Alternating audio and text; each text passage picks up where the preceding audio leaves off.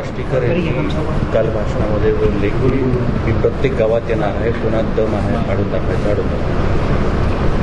खासदार नागेश पाटील आष्टीकर यांनी गद्दारी केल्यानंतर ऑपरेशन तुडवा हा आदेश पक्षाचा आम्हाला या ठिकाणी आला आणि ऑपरेशन तुडवाचं उद्घाटन काल कशा प्रकारे त्या ठिकाणी होणार होतं याची प्रचिती नागेश पाटील आष्टीकर यांनी पाहिलेली आहे.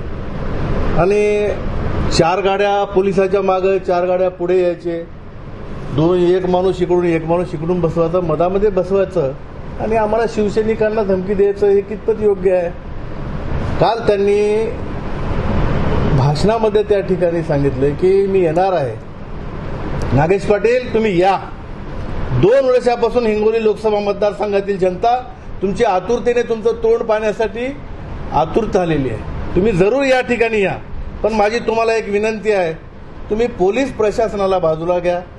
Y+ सुरक्षा आहे तुमची ती बाजूला काढा आणि त्यानंतर धमकी द्या. पोलिसाच्या बळावर या ठिकाणी तुम्ही आम्हाला धमकी देऊ नका. या ठिकाणी शिवसैनिक ऑपरेशन तुडवा कसं राबवितात याचा अनुभव तुम्हाला त्या ठिकाणी मिळणार आहे. ते सर म्हणले की फक्त 4-2 जण होते आणि वर दाखवायसाठी केले सगळं. आपण सर्व ज्ञात आहात.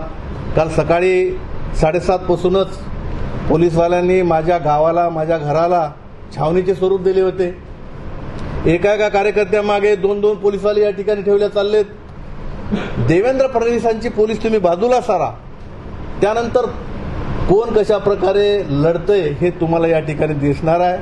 नागेश पाटलाचं कालचं भाषण म्हणजे हातपाव में दम नाही, हम किसी से कम नाही, अशा प्रकारची ही घोषणा आहे.